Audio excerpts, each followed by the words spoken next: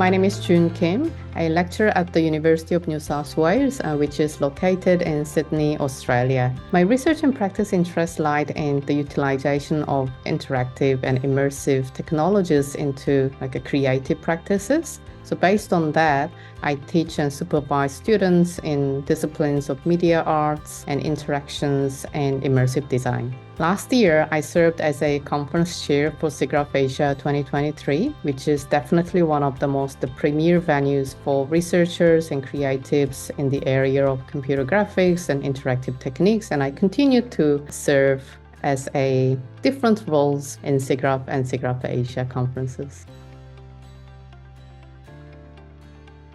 I proposed a theme as a connecting stories. Some people probably heard from my opening talk, and I've been preparing this conference for over 3 years. We had a pandemic, which was actually which actually made us to be a lockdown. So I thought that people must have a lot of stories to share, and also computer graphics and interactive techniques really support new ways to connect people, and also new ways to always emerging way to represent stories. So that's why I chose as a connecting stories.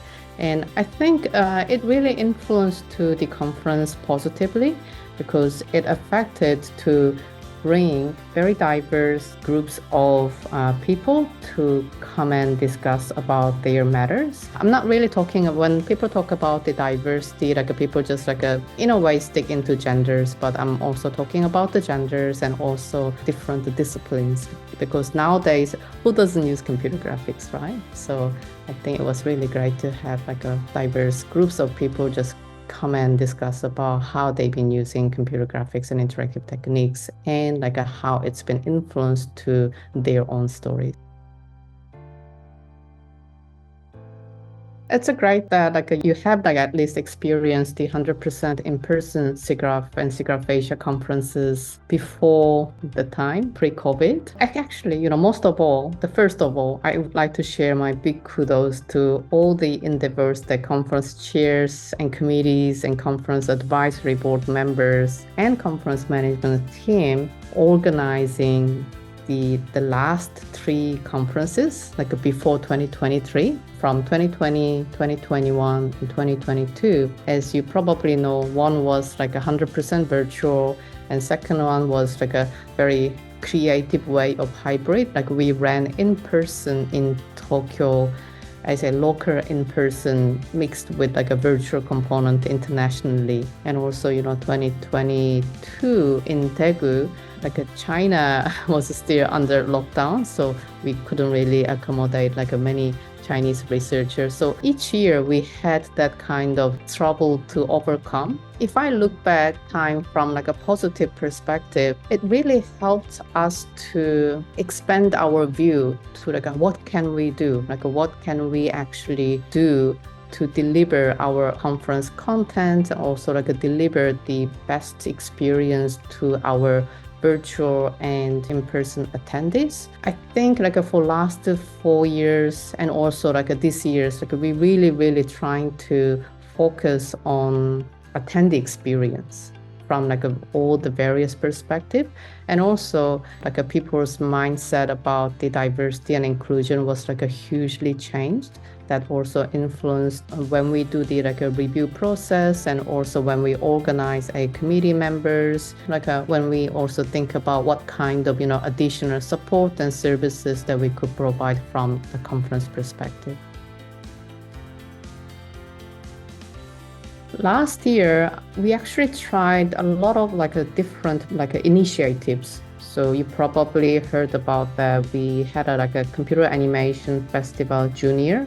So we just try to encourage a junior, not a children, but a middle school and high school, because we believe that that's the future of SIGGRAPH attendees, next generation, right? So we just try to do that. And also we just try to bring the art papers program back.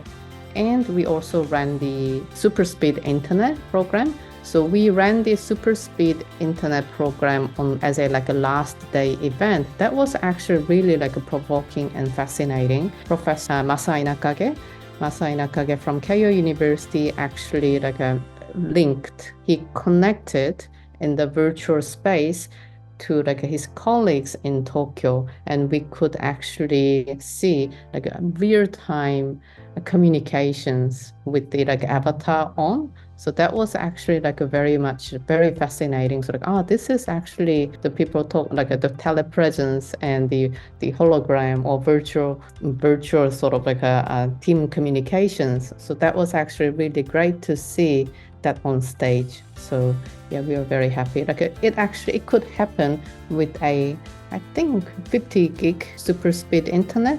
So we actually had a great support from ARNet and also great support from super speed committee from ACM SIGGRAPH and also people in Tokyo. So it was like a huge collaborative work, takes a lot of time and a lot of effort, but people actually made it happen. So I was actually really fascinated. The outcome was great, but because I know like how much they put, how much effort they put, that was like really like a touch. And other than that, like of course, like keynotes was great, like a starting, beginning, and ending was also great. And of course, everybody will talk about keynotes and like a different like a technical paper sessions. That's why like I'm really focusing on this last event.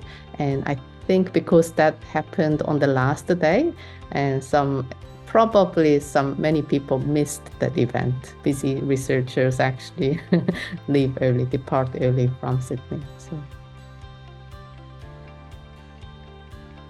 I think the biggest challenge that I had was uncertainty. It's like a very heavy level of uncertainty because I told you that I began my journey to envision and planning the SIGGRAPH Asia 2023 from early 2020. So I have witnessed and participated all the difficulties that team of SIGGRAPH Asia 2020, 2021, and 2022 went through. At the very last minute, we decided to go to virtual. There was like a lot of ups and downs. It actually made me like really frightened because uncertainties that I face is things that I can't have any control, right? Like if all of a sudden, like a next version of COVID comes, arrives, and then like a lockdown again, or something happens, something like a politically, something's not going well. Like those things I cannot control. That was actually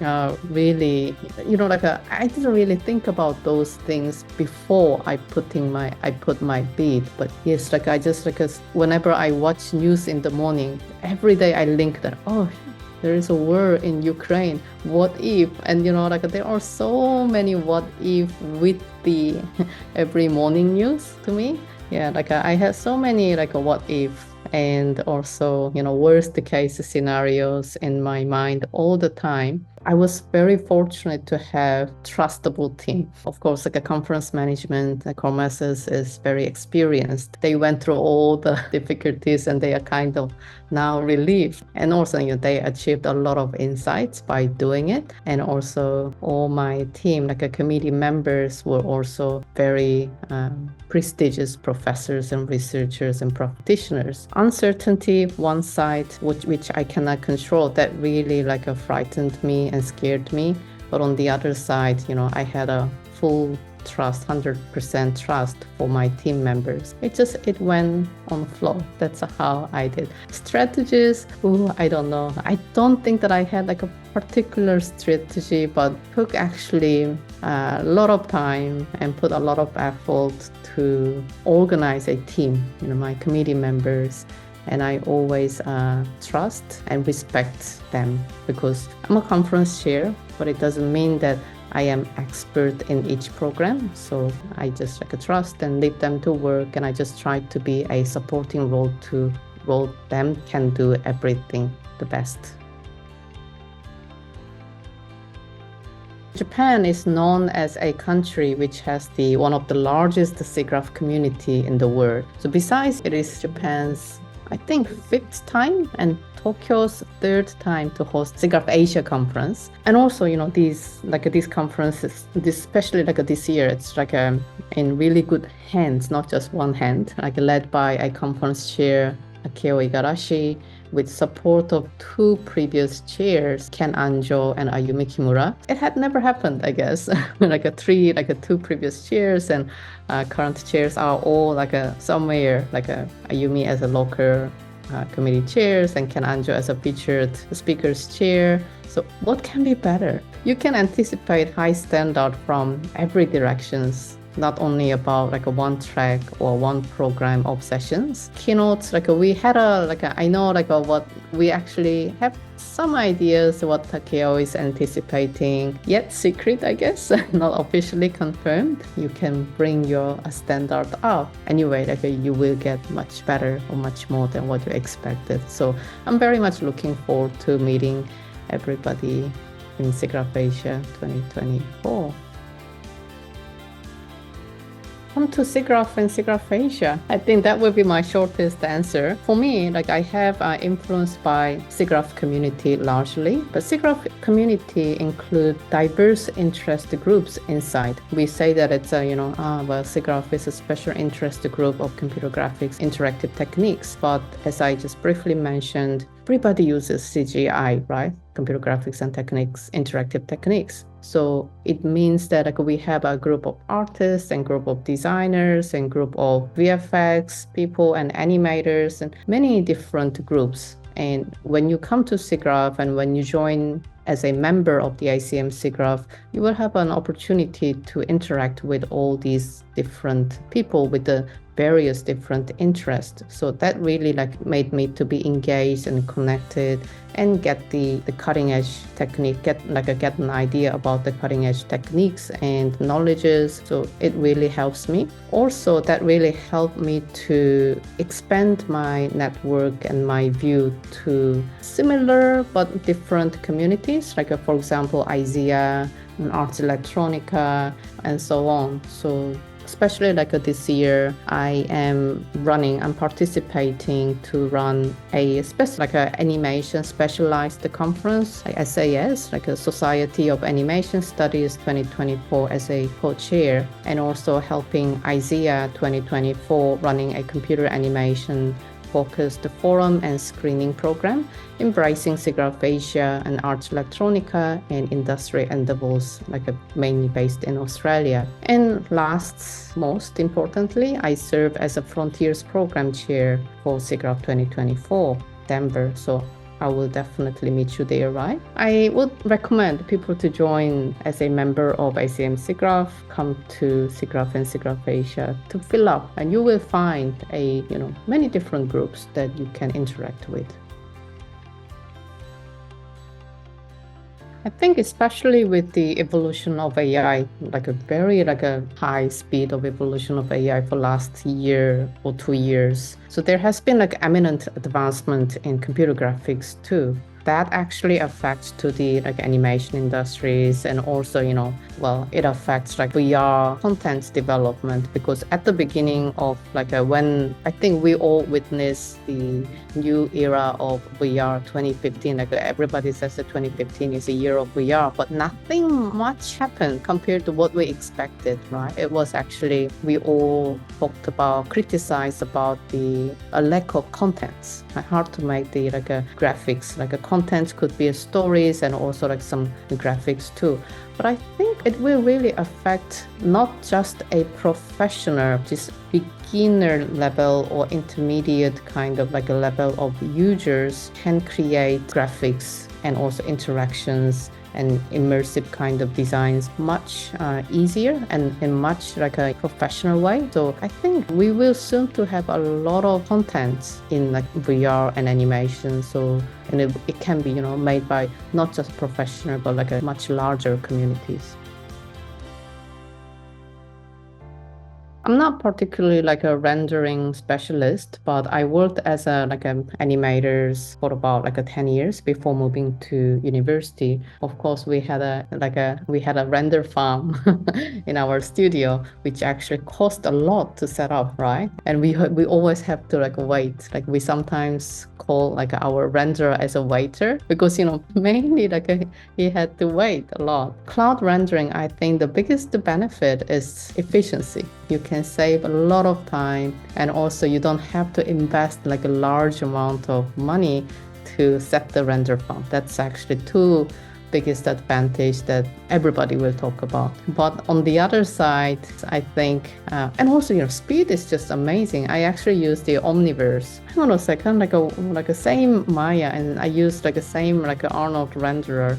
And when I render a scene with my computer, and it just takes forever, I can just go and wash my dish and come back and still going on. Same thing, but when I just click and through the Omniverse, NVIDIA cloud service, I just try to wake up from my chair, and then it says it's almost done. So speed is just super amazing. If I were a studio, I'm not a studio person, owner of the studio, I would probably think about, would it be better to invest in my studio, keep everything security-wise and also ongoing cost-wise? So maybe two things that I will be definitely thinking, whether it will be cost-effective, saving time, but over the securities and everything. So I'm not a professional, but that's kind of what I felt. But I was really shocked by how fast that I could render everything through the clouds, because when people say that it's much faster, of course, if you type in what is the pros of the cloud rendering, first thing speed. But I think we probably need to say that a real example of a time difference, because before having that experience, I just read and didn't really get fascinated. But when I actually saw what's going on, I was super fascinated how fast. Yeah, it's not just efficiency. Yes, I was really surprised by that, the speed. But on the other side, I think it's a similar. Nowadays, I save everything, all my files, OneDrive or some shared folder. But at the beginning, when I first tried to use OneDrive, I think that was about 2012, and I kind of felt a bit strange, putting my files on cloud. So maybe some people have a similar kind of thought, oh, can I render through a cloud? And what if it gets cut off, or all those things? Again, uncertainties that they probably don't want to have.